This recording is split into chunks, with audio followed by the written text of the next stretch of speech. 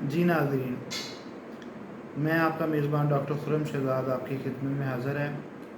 नाज़रीन, test laboratory test series के सिलसिले में आज हम जिस टेस्ट के बारे में डिस्कस करेंगे उसका नाम है ESR, एरिथ्रोसाइट सेडिमेंटेशन रेट।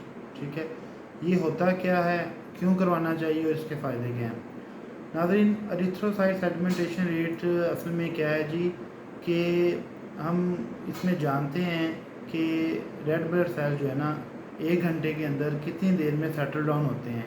ठीक है ना, ये दरअसल टेस्ट हमें हमारी बॉडी में किसी भी तरह की जो इन्फ्लेमेशन हो उसको इंडिकेट करता है, उसको ज़ाहिर करता है। ठीक है, तो इसमें होता क्या है जी, इसमें ये होता है कि हमने ये देखना होता है कि हमारे जो रेड ब्लड सेल्स हैं वो 1 घंटे के अंदर कितनी देर में सेटल डाउन होते हैं। ठीक है ना, नॉर्मली जो है वो आस्ता आस्ता सेटल डाउन होते हैं। ठीक है, अगर कोई इन्फ्लेमेशन है बॉडी में तो उसके नतीजे में ये क्या होंगे कि ये जल्दी सेटल डाउन हो जाएंगे।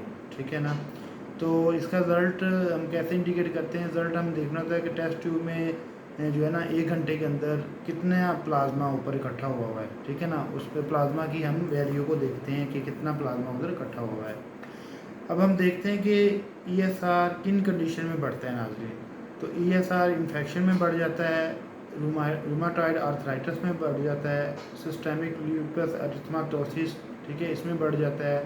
इसमें क्या होता है कि आपकी फिब्रिनोजिन प्रोटीन वो बढ़ जाएगी और IgG बढ़ जाएगी। ठीक है, अब रूमेटिक फीवर में ये आपका बढ़ जाएगा। ठीक है, फिर क्या होगा कि इन्फ्लेमेटरी बाउल सिंड्रोम में बढ़ जाएगा। ठीक है, वैस्कुलर डिजीज़ में बढ़ जाएगा। ठीक है, हार्ट डिजीज़ में बढ़ जाता है। ठीक है, किडनी डिजीज़ में ESR की वैल्यू ज़्यादा आती है। ठीक है, कैंसर, ठीक है ना, माइलोमा, ठीक है ना, और वाइट ब्लड सेल्स, ठीक है ना, उन वाइट ब्लड सेल्स कैंसर, इसमें आपका ESR बढ़ जाएगा। ठीक है, प्रेगनेंसी में आपका ESR बढ़ जाएगा। ठीक है, और ट्यूबरकुलोसिस TB में आपका ESR बढ़ जाता है, इसमें वैल्यू ज़्यादा आती हैं। ठीक है, अब जिन कंडीशन में ESR कम हो जाता है उसमें पॉलीसाइथीमिया आ जाता है। ठीक है, सिकल सेल एनीमिया आ जाएगा। सिकल सेल एनीमिया में क्या होता है कि आपकी जो रेड ब्लड सेल्स हैं, ठीक है ना, खून के जो सुर्ख ज़रात हैं उनमें उनकी शेप जो है ना चेंज हो जाती है, वो दांती की तरह हो जाती है ना, सिकल की तरह। तो उस वजह से उसमें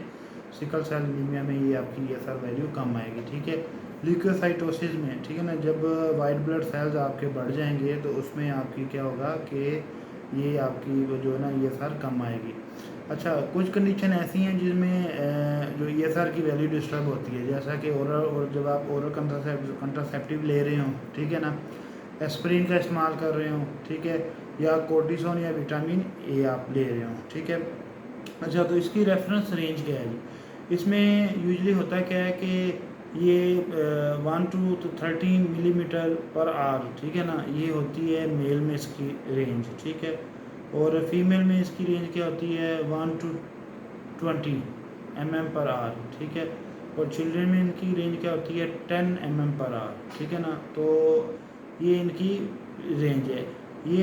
ये सर दरअसल नॉन स्पेसिफिक टेस्ट होता है। ठीक है ना, तो नॉन स्पेसिफिक टेस्ट है।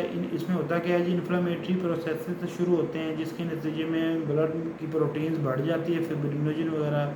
तो उसकी वजह से क्या होता है कि जो आपके रेड ब्लड सेल्स है वो क्लैम्प टुगेदर, यानी कि वो जल्दी जो है ना नीचे सेटल डाउन होते हैं। ठीक है ना, और ज़्यादा मकदार में होते हैं। ठीक है, अब ये है कि ESR और CRP, ठीक है ना, ये वो दोनों जो है ना आपकी इन्फ्लेमेशन में बढ़े आएंगे, इनकी वैल्यू दोनों की बढ़ी आएगी। ठीक है, अच्छा, ESR बढ़ता जो है ना तब है 24 से 48 घंटे के अंदर, जब आपकी इन्फ्लेमेशन होती है ना उसके 24 से 48 घंटे के अंदर अंदर ESR की वैल्यू आपकी बढ़ जाएगी। ठीक है, अब एज के साथ इसकी वैल्यू बढ़ती रहती है। ठीक है, मेल्स में ESR लो होता है, ठीक है ना, एज़ कम्पेयर टू फीमेल्स।